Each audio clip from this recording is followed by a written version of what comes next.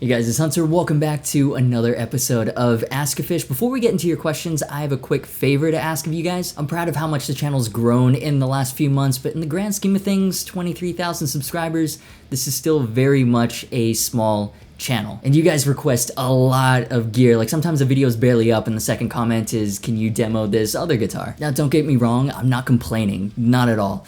I think it's cool how you guys really like what I do and are so involved.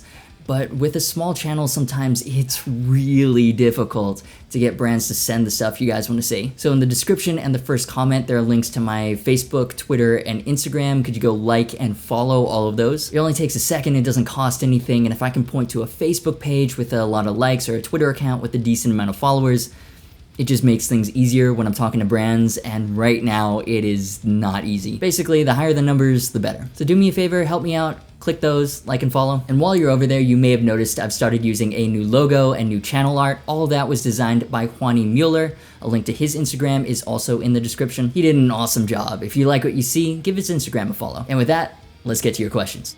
Could you please demo Satchel's Charvel? I always liked the 80s look of his Kramer, but I never had good experiences with Kramers, and I had no idea he moved to Charvel, so favorite porn star? So here's an image of Satchel's new signature Charvel. Look at that, and all its 80s hair metal glory. If you don't know who Satchel is, he's the guitarist for Steel Panther, which is a parody glam metal band. I'll leave links to a couple of my favorite tunes in the description. They're hilarious. If you ever have a chance to see them live, do it. It's like half glam metal concert, half comedy show. One of the best live shows I've ever been to. If you're 12 on the inside and you still laugh at dick jokes, you'll love it. Anyway, Satchel was with Kramer for a while, now he's with Charvel. His signature model is so over the top 80s. It looks ridiculous in 2018, and that's the complete point of it. Yellow and black tiger stripe finish, Floyd Rose bridge and locking nut, and then it has modern features like a compound fingerboard radius, 12-inch lower down for the chordy stuff, 16-inch higher up for the shreddy stuff,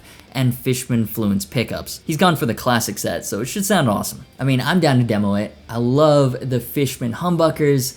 That yellow bangle finish, it just looks so ridiculous. And I have a soft spot for strats with maple fingerboards. My first guitar is a bullet strat with a maple fretboard. More than anything, this guitar just looks fun. But I want to know what you think. Awesome, dated, let me know in the poll. And favorite porn star? I think I might have to go with your mother.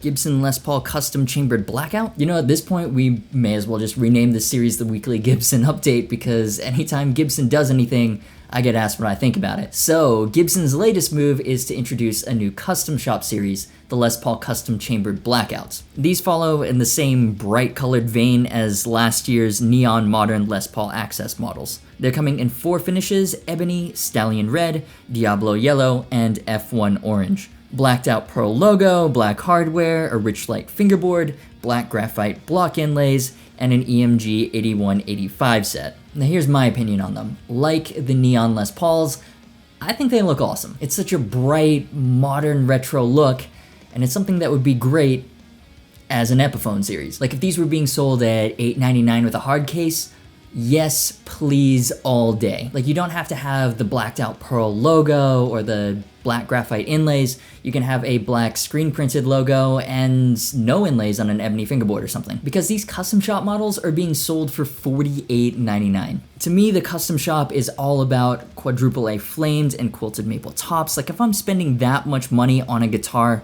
I want something stunning, something that requires hand-selected woods and master craftsmanship to make the most out of those top quality materials. So I'm not sure who the audience is for these. These look like workhorse guitars, but they have custom shop prices. Maybe it's just wishful thinking, but to me, affordable Epiphone versions make much more sense. But what do you think? Agree with me? Disagree with me? Think you can pick one up? Again, you can vote in the poll. Your opinions on Abasi guitars? I'll say this for them. They look interesting. For those of you unfamiliar, Tosin Abasi is an incredibly talented guitarist, best known for his work with animals as leaders. I'll leave a link down below to a reverb video where he explains his unconventional picking techniques.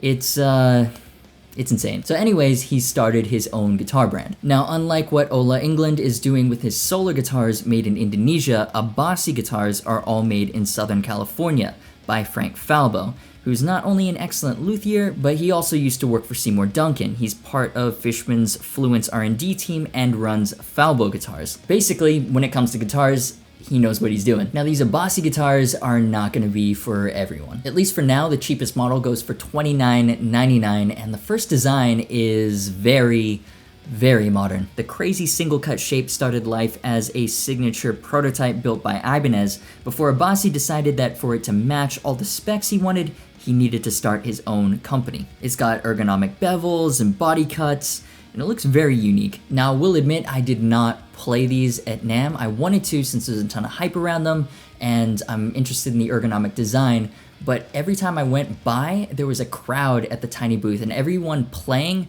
was a guitar god. Like, they were either ridiculous shredders or they knew Abasi's double picking thumb technique. I didn't want to follow any of them with my power chordy riffs, so I chickened out more than once. But anyways, I can't decide whether they're ugly or elegant or both, but they look like very niche guitars. Like, they look like guitars for serious guitarists that really want that specific design in all its unique glory. So I think I'll stick with my Les Pauls, but what are your thoughts? Ugly? Elegant? Again, poll in the top right. And that'll do it for this week's Ask-a-Fish episode. Let me know your thoughts on anything discussed in the comments. Like, subscribe, turn on notifications, do all that YouTube stuff. Don't forget to help me out by following on Facebook, Instagram, and Twitter.